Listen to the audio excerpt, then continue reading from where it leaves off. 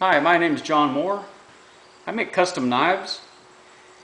In this video, I'm going to show how I use curly maple wood and how I put an acid etch on it to make the pattern kind of show up, kind of pop out, almost three-dimensional looking. I hope you can get a good look at this knife here before we start.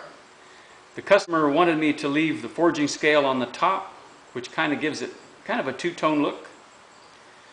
I hope I'm turning it in such a way that he can see it. And anyway, as I piece these videos together, you'll be able to see the whole process. Okay, on with the demonstration here. Now this is where I get the stain. It's from a guy named R.W. Wilson. He's a knife supply salesman. His phone number's there, 304-723-2771, and it's just called Curly Maple Stain. Since I only get one shot at this, I'll have to make it good the first time, and I hope in the video you can see everything I'm doing, because I have to do this fairly quick. But anyway, as I put on the stain, it'll go on first as a yellow, a very yellow appearance.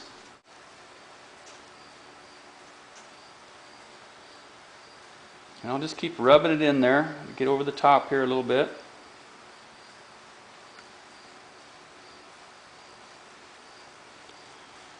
I can rub it off of the metal, so I'm not worried about the metal parts at this point.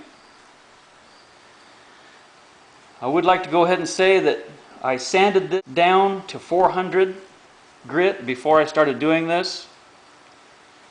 And then I lightly, just for a few seconds, I dipped it in water to help raise the grain of the wood. Now, I didn't hold it in the water long, just a few seconds, and I brought it out and let it dry, and then I did it again. Then I took super fine steel wool and I rubbed it down to remove any of the whiskers that would be left on the wood from the water raising super fine steel wool.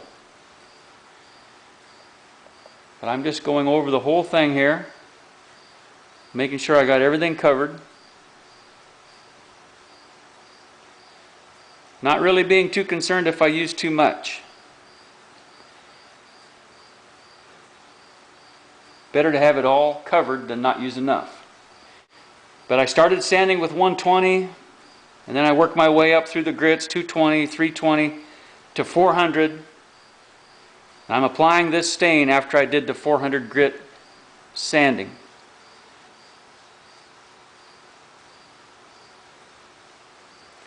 And this is kind of an acid stain that actually etches the wood, whereas an oil-based wood stain would wipe right off of the maple. It just wouldn't absorb into curly maple at all. So anyway, I think I'm just about done there. And I think from the video, you can see that it has substantially changed colors.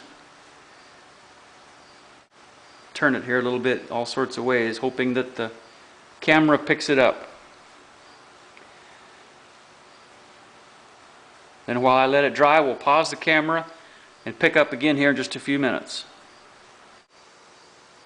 Well, this is very difficult for me to focus. The camera keeps interacting with the light, but you can see the figure of the wood. This is just, but it still just doesn't look, still not getting that real nice three-dimensional look that curly maple is kind of noted for. I'm trying to get a better picture of the whole knife there.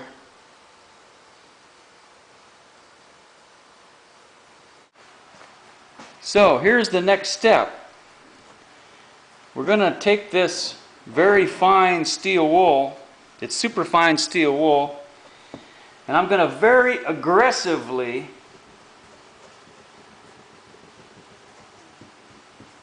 work the wood over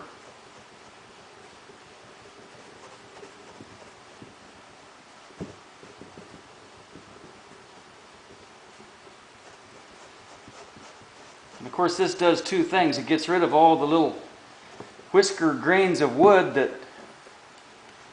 our water-based acid put on there. But also, it's going to help the finish. When I start putting our true oil, that's what I finish it with. When I start putting the true oil on it, that will give it that three-dimensional appearance. But in the meantime, I have to aggressively rub this off.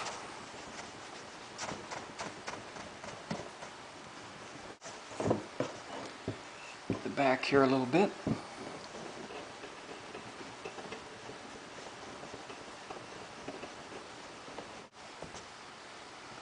Okay, now we're starting to get that three-dimensional appearance.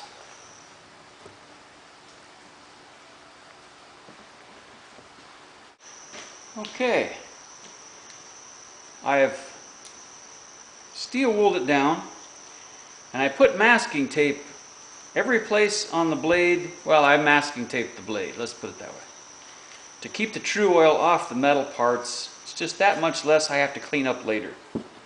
The tang, now what I'm going to use is true oil. It's actually a gunstock finish. I'm putting it on with a Q-tip, and I'm putting it on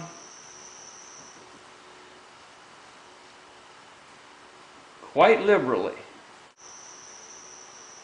But I was taught the next trick by a person who makes gun stocks using this same oil, and that is, now I'm all covered, I'm all coated. You can see we're getting a real nice pattern coming out now.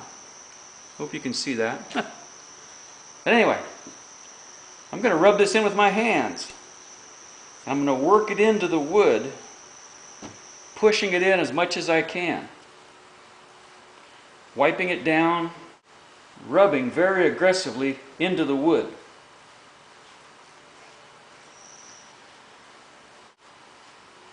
And the instructions recommend at least 2 hours between coats, and I am going to put on a minimum of 5 coats. There, it's just about done. That's all the more I can really rub it because it's already starting to dry so fast. We steel wooled it. Now I have one layer of clear gloss true oil on there. Now I'm going to vigorously and aggressively sand this again with the steel wool. Try to lighten it just a little bit by rubbing off some of that darker area. That's kind of the secret to making it pop out, making kind of like the tiger stripe. You could call it tiger striping. You could make that pop out. Kind of see how much more the steel wooling has kind of lightened it up. That will help to kind of give it that 3D effect when we start putting the finish on it. Do it just like I did last night. Now I won't steel wool the surface aggressively anymore. Well, this is the last of the video. I want to show the knife finished now. It has 5 layers of true oil gunstock finish on it. The customer wanted his initials etched on the back side, so I etched them in. I want to show try to get some real good pictures of the curly maple as we've seen it from the start. And I like to use black when I stain the sheaths. Makes a nice combination appearance.